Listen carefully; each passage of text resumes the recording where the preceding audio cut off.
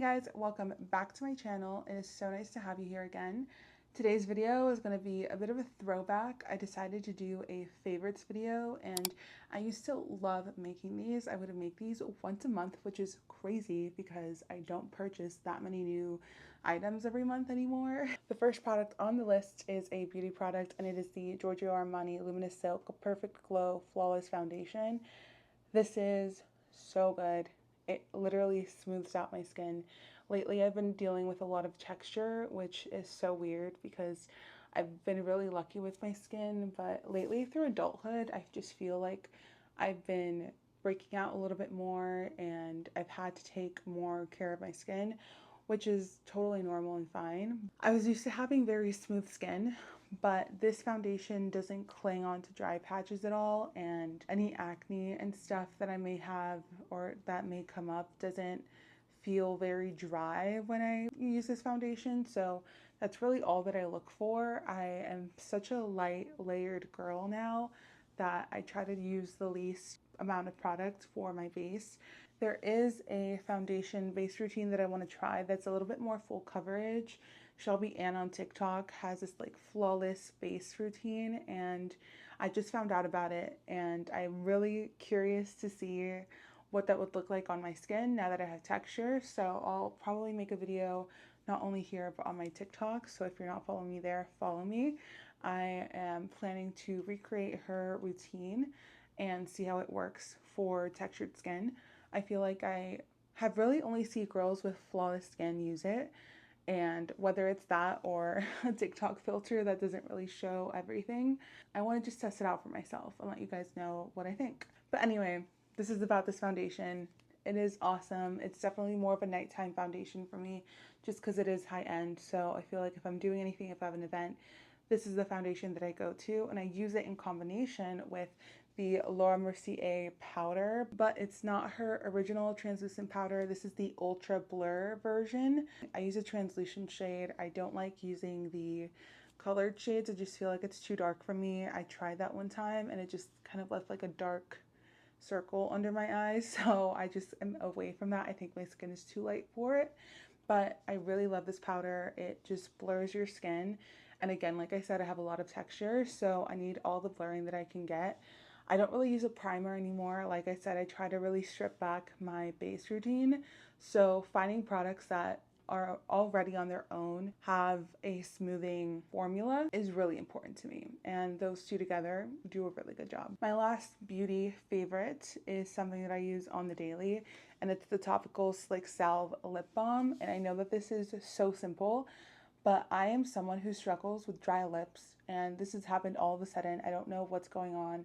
I've started dealing with dry skin recently, which is insane, and I don't know if that's part of being an adult, that you just get all of these random like skin issues, and I'm probably gonna get it checked out because I've never had to deal with dry skin like this, but my lips are always chapped. But this lip balm has actually done the job and moisturized them to the point where as long as I use this once or twice a day, I'm pretty much set. But as soon as there's a day where I forget to use this, my lips feel like SpongeBob out of water. I'm not even kidding. It's really uncomfortable, and I keep like having to like lick my lips and then they get drier and then it's this whole big mess. So I just kind of have made it a routine to always use this lip balm.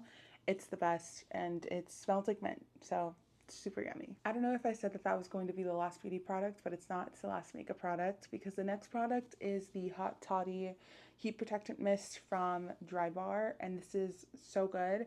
I love using it for when I'm about to do anything to my hair, especially when it's dry. This is only to be used when you have dry hair, so definitely not for when you're just blow drying your hair after the shower. Another honorable mention is the Bumble and Bumble BB Primer. I think that's what it's called, but it's basically a thermal protectant spray, and that one is safe to use when your hair is damp right before you're about to dry. So usually my routine looks like using that protectant before I blow dry and then using this one once my hair is dry and I'm ready to go in with an iron. So love the two together, but this has honestly been a standout for me. It leaves my hair nice and shiny and protected, and that's really all I care about. But that being said, don't use it so much near your roots because, like I said, it leaves your hair shiny and it can cut down the amount of time that you can go without washing your hair.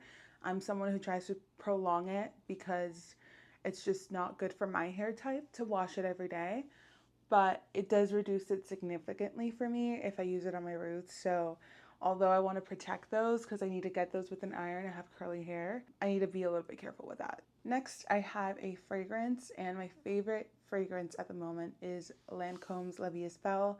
This smells like a sweet dream. It is not super intense. It doesn't smell like overwhelmingly sweet candy.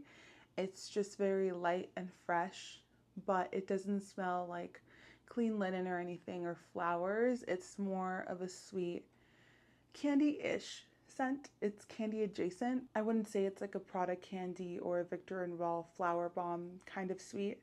It's definitely more of an in-between, and I love it. It smells very mature, but again, I love sweet scent, so that is my go-to. Next, we have some lifestyle faves. So lately, I have been thoroughly enjoying going to SoulCycle, and this honestly has brought so much joy into my life. I love just hopping on the bike and moving my body.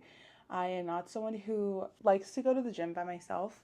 I feel like I'm still at a stage where I feel intimidated and just not really confident as to where my skills are. I used to go all the time in college, but even then I would go with someone else who more or less knew what they were doing, so I felt a little bit better about it. But now, like, that I've hit adulthood, it's a little hard to like make plans and make sure, you know, you always have an accountability buddy. So it's a little bit harder for me to do that.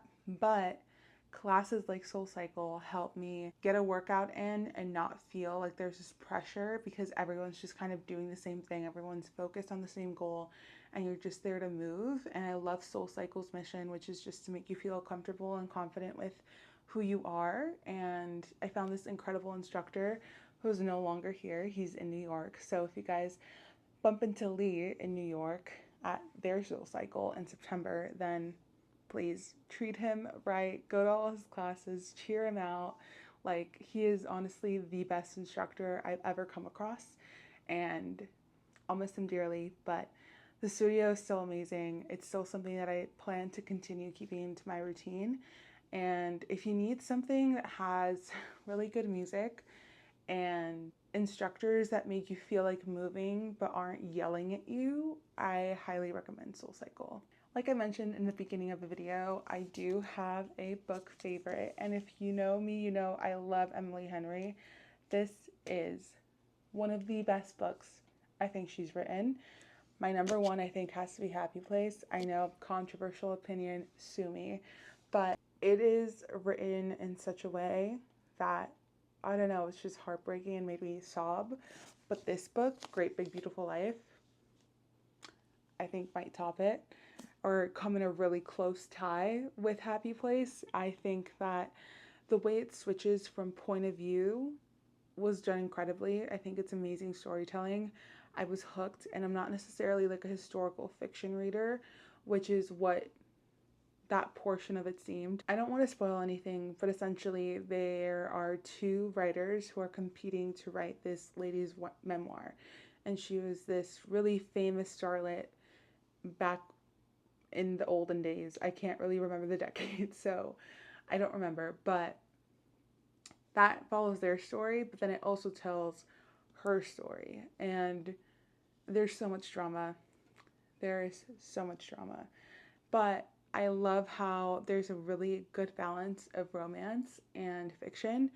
And she is a women's fiction writer. I feel like a lot of people just don't understand that her genre isn't the typical like rom-com, like only focused on the romance, Elsie Silver kind of book or an Abby Jimenez kind of book. She is a very special writer, and I think that's why I really resonate with her books. I think she does a really good job of balancing the two, and she keeps you hooked. And if you're looking for a new book and you haven't read A Great Big Beautiful Life, I highly recommend it, and I want to know what you think when you're done with it. And last but not least, we have my Sony XM5s. These headphones are the absolute best when it comes to noise canceling headphones. I feel like they're light. They're not like the AirPods where it just kind of feels like they're pressing your head. I have a lot of friends that have them and I borrowed them. And after an hour or two of wearing them, I just feel like I need to take them off and I need a head massage because they're so compressing. But these are super light, they're extendable. Obviously, all headphones have that extender, but I feel like there's no pressing. The noise canceling is really good. I use them for work all the time when I need to zone in, and they're just amazing. Just needed to throw them in there because they are a little bit of a splurge, but so worth it. I highly recommend them if you're in the market for new headphones. And that is the last product. That is it for this video. Thank you guys so much for joining me this week. Those are the things that I've been loving lately, and hopefully you guys enjoyed this video. Hopefully you guys enjoyed this kind of sit down format. I really love chatting with you guys, and I feel like this is the best way to do that. Let me know if any of my favorites are your favorites, and if not, then make sure you leave a comment and tell me what you've been loving lately. I would love to hear that, as well as any videos that you would like to see me make. I really love this sit down style of video, but obviously I want to branch out and get creative with things, so let me know what you guys want to see. Make sure you like, comment, and subscribe to this channel and turn on the post notifications so you know every time that I post. And I'll see you guys in the next video. Bye!